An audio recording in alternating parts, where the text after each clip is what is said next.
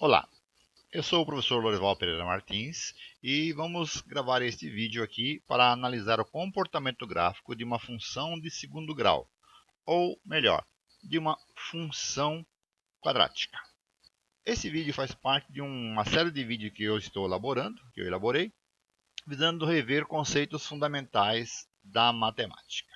O que é uma função do segundo grau? Uma função do segundo grau é toda função que tem o modelo geral na forma f de x igual a ax ao quadrado mais bx mais c, com a, lógico, diferente de zero. Uma vez que se a for zero, o ax ao quadrado se anula e a nossa função deixa de ser de segundo grau. Exemplo de uma função quadrática. A função f de x, 3x ao quadrado mais 4x menos 5. Nessa função, nós temos o parâmetro a, que vale 3, o parâmetro b, que vale 4, o parâmetro c, que vale 5. X e f de x, o x é o que nós chamamos de variável independente, ou seja, a parte da função que pode assumir qualquer valor, e o f de x, também conhecido como y, é a variável que assume um dado valor para um dado x. O objetivo central do nosso vídeo é o de analisar o comportamento gráfico em função dos parâmetros desta função.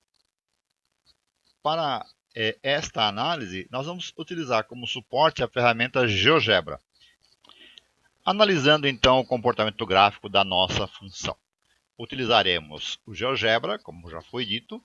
A tela do GeoGebra é esta. Temos nesta tela 3 barras de controle, por intermédio do qual eu vou controlar os parâmetros A, B e C. Estes controles estão na posição 0, tanto para o A, quanto para o B, quanto para o C, propositadamente para que a gente possa começar a trabalhar a nossa função. E temos aqui o retrospecto da função que será apresentada. Como então eu tenho por parâmetro A 0, então 0x ao quadrado, por B também 0, então 0x, mais C igual a 0. Claro, nós não estamos visualizando nada, uma vez que a nossa função está nula, tanto para os 3 parâmetros. Se movimentarmos aqui o parâmetro C apenas para adiantar, verificamos que o que nós temos é uma linha reta. Porque é uma reta paralela ao eixo x, uma vez que a nossa função aqui é a função f de x igual a 1. Ou seja, esta não é uma função quadrática. Voltando então o parâmetro C no zero, vamos analisar especificamente agora o comportamento do parâmetro A. Movimentando o parâmetro A para o lado positivo, então se o A for igual a 0,2, a nossa função é a função 0,2x ao quadrado, nós temos esta linha, esta curva, que é uma curva que tangencia o eixo x no ponto 0, 0. E já se pode observar a primeira propriedade dessa curva.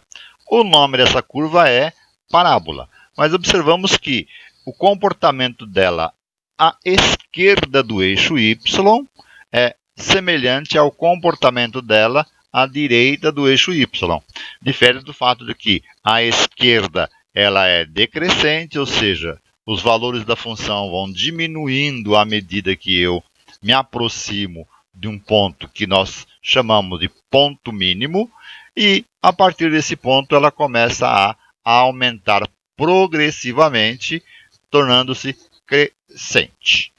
Então, qual é o papel do parâmetro A? Para essa análise, vamos movimentar o nosso controle desse parâmetro, controle A. E aí o que observamos? À medida que eu aumento o valor de A, a nossa curva tende a se fechar. Porque à medida que eu altero este valor, por exemplo, para a igual a 2, qualquer que seja o valor de x ao quadrado, ele será duplicado. Enquanto que, se a for igual a 1, o valor de x ao quadrado será ele mesmo. Enquanto que, se a for meio, este valor será dividido pela metade. Ou seja, a nossa curva tende a decrescer mais rapidamente do lado esquerdo do eixo y e aumentar mais rapidamente do lado direito do eixo y. Isto, claro, mantendo-se os parâmetros b e c nulo. E se o nosso coeficiente for negativo? Aí observamos que a nossa função passa para a parte inferior do gráfico. Ele passa a ter a abertura voltada agora para baixo e, da mesma forma que na parte superior, abrindo ou fechando, né? Controlando a sua abertura a partir do aumento do módulo de A. Se A for negativo, ela tem a abertura voltada para baixo e quanto mais próximo de zero, maior a sua abertura. Quanto mais distante de zero, ela tem maior a sua, mais concentrada é a sua abertura. Tanto para os A menor que zero ou o A maior do que zero. Então, o parâmetro A especificamente, ele determina a abertura, ele interfere na abertura da curva da nossa parábola, tornando ela mais fechada quando próximo de zero e abrindo à medida que eu me afasto de zero. Se o parâmetro A for positivo, a nossa parábola tem a abertura voltada para cima. Se o parâmetro A for negativo, a nossa parábola tem a abertura voltada para baixo. Vamos manter o nosso parâmetro A com valor unitário e vamos brincar um pouco com o parâmetro B. Então, trazendo o parâmetro B para a unidade. Então, B igual a 1. A nossa função, então, é a função f de x igual a 1, x ao quadrado mais 1x. Nós observamos que a nossa função se moveu para a esquerda. Vamos colocar um novo objeto aqui para que a gente possa ampliar a nossa análise. Vamos colocar essa reta tracejada, passando pelo vértice da nossa parábola e paralelo ao eixo y. Nós observamos que a nossa parábola mantém a simetria em relação a esta reta paralela ao eixo y. Então, aqui nós temos um eixo de simetria. E um dado interessante, o valor de x para o nosso ponto vértice, eu tenho aqui o ponto vértice é menos 0,5 menos 0,25, ele é a metade do valor de B. Será que eu confirmo essa informação se o B for igual a 1? Então, nesse caso, o nosso ponto vértice teria por valor o menos 1. Sim, né? A gente acaba observando aqui que quando B for igual a 1, a nossa função é 1x ao quadrado mais 2x. O valor do vértice é a metade do oposto de B. Então, a metade de mais 2. Continuando a nossa análise, levando o B, vamos levar ao mais 4, que facilita verificar aí o fato de o ponto vértice, o x-vértice, será metade do valor de B, do oposto do valor de B. Portanto, aqui o nosso ponto vértice está nesta posição. E nós temos que o valor de x do vértice menos 2, ou seja, a metade de B. E nós observamos que a partir do momento que eu trago o fator B, o parâmetro B, para o lado positivo, a função se movimenta para o lado negativo. Vamos voltar ao b na função original, 0. E vamos agora trazer o nosso b para o lado negativo. Mantendo aí, percebemos que a mesma característica. O x-vértice é igual a mais 1, e que é a metade do oposto de menos 2. Levando isso para o menos 4, temos que o nosso x-vértice é igual a mais 2, que é o oposto de menos 4. Portanto, nós observamos a nossa função, ela continua mantendo a simetria, existe um eixo de simetria vertical ao eixo x, ou paralelo ao eixo y, que passa pelo ponto vértice na nossa função. Isto vale também se o valor de A for negativo. Né? Vamos colocar aqui o A menos 1.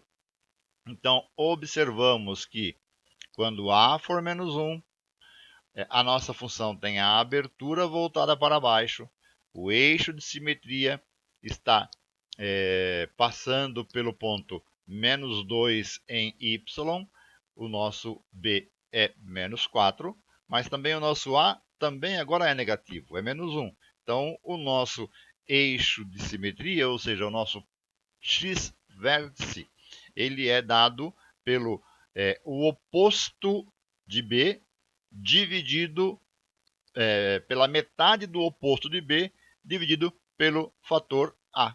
Vamos levar o nosso fator a aqui para 2 menos 2 e analisar o que acontece se ele for mais 2, menos 2.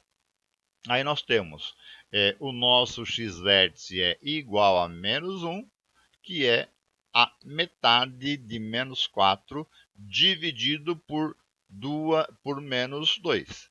Então, nós podemos dizer que o x-vértice é dado por menos b sobre 2 vezes o valor de A. Isto tanto se o A for positivo ou negativo, é uma relação geral. Neste contexto, a nossa função aqui ela é crescente até o ponto vértice, depois ela passa a ser decrescente após o ponto vértice. Nós visualizamos que existe um valor máximo aqui. O valor máximo é dado por y vértice. Vamos analisar agora a função do parâmetro c. O parâmetro c está aqui zerado, também o b. A nossa função é uma função que mantém uma abertura padrão para 1x², tendo vértice no 0, 0. Tanto o b quanto o c são 0. Movimentando o parâmetro c, levando c para mais 1, nós observamos que a nossa função tem os seus dados todos acrescidos de 1. Ou seja, houve uma translação vertical de uma unidade. Levando isto para mais 2, observamos que o fenômeno permanece para mais 3, ou seja, o comportamento em termos de abertura e do ponto vértice da função não são alterados em termos do eixo x, né, em termos da abscissa, mas o eixo y ele é acrescido de 3 unidades quando c é igual a 3. Levando isso para valores negativos, observamos que o mesmo fenômeno acontece. Ou seja, podemos dizer que o parâmetro c controla a translação vertical da nossa função. Vamos adotar uma outra função aqui, que não seja a função 1x². Vamos variar o valor de b, para ver se essa observação se confirma. Vamos utilizar para c o mais 3. Vemos que o vértice da nossa função tem valor de x 1,5, valor de y menos 2,25. A função passa pelo 0, 0, porque o valor de c é igual a 0. Movimentando o nosso parâmetro c, percebemos que a função cruzará o y no c, no y em y igual a 1, que é o valor de c. E a função teve o seu vértice transladado de menos 2,25 para menos 1,25. Levando isso para duas unidades, c igual a 2, a nossa função passou para mantém c igual a 2 e o nosso y vértice subiu para menos 0,25, ou seja, as características básicas da função são mantidas, mas os valores da função são acrescidos do valor atribuído a c. Vamos movimentar um pouco o nosso parâmetro b para ver se altera a posição de c em y. Nós observamos que não. Ou seja, a função sempre continua cruzando y no valor de c. Por exemplo, na função x² mais 2x mais 2, a nossa função não cruza o eixo y, tem ponto vértice menos 1 mais 1, e cruza, ou melhor, a função não cruza o eixo x.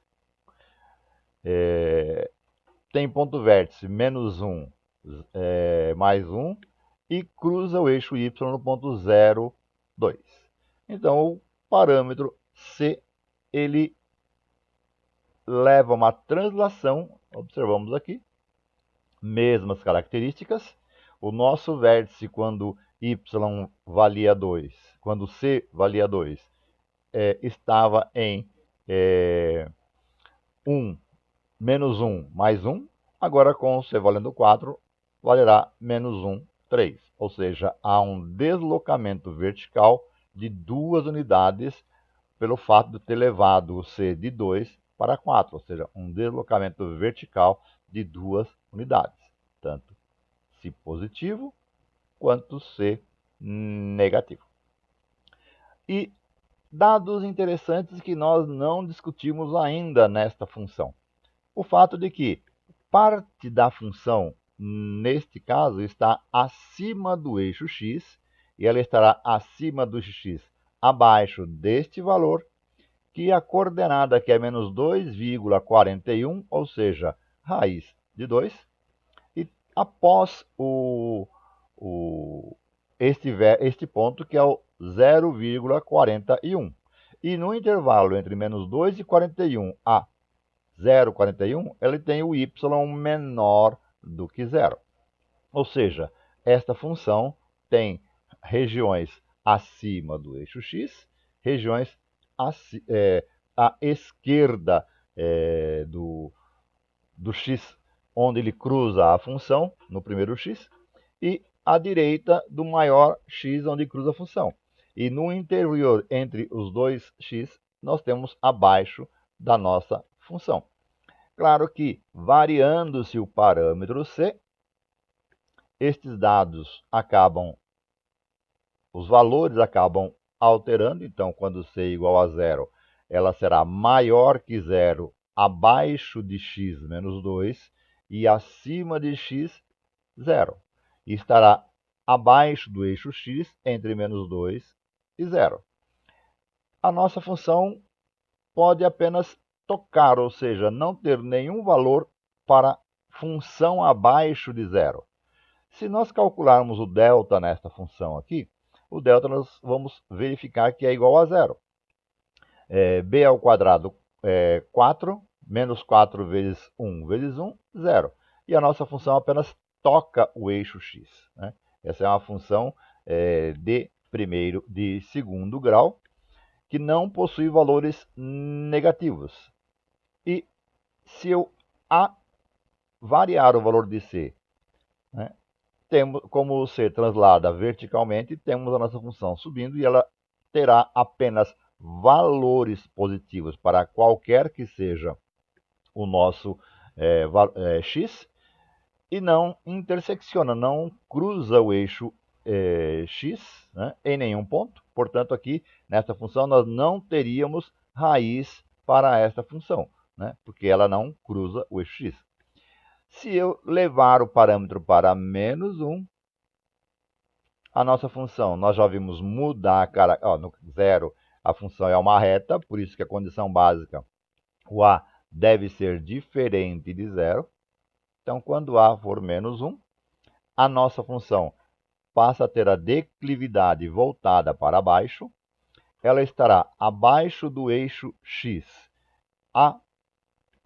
até o menos 1. Entre o menos 1 e o mais 3, ela está acima do eixo x e volta a ficar abaixo do eixo x após o 3.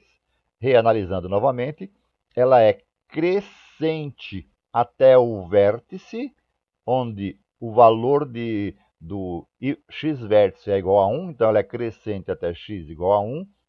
Depois ela passa a ser decrescente para x maior do que 1. Assume valor máximo 4. Nesse vídeo, então, fizemos uma análise geral do comportamento gráfico da função de segundo grau, levando em consideração os parâmetros a, b e c. Podemos complementar esta análise considerando o domínio da nossa função, o conjunto dos números inteiros. Já temos aqui em nossa tela a função f de x igual a x ao quadrado mais 4x menos 5. Ela está traçada já com o domínio real, ou seja, aqui ela é uma função contínua. Acrescentamos também um outro parâmetro, um parâmetro n, que é um parâmetro onde eu vou variar os valores de x de forma com que o valor de x sejam os números inteiros, ou seja, defina o nosso novo domínio.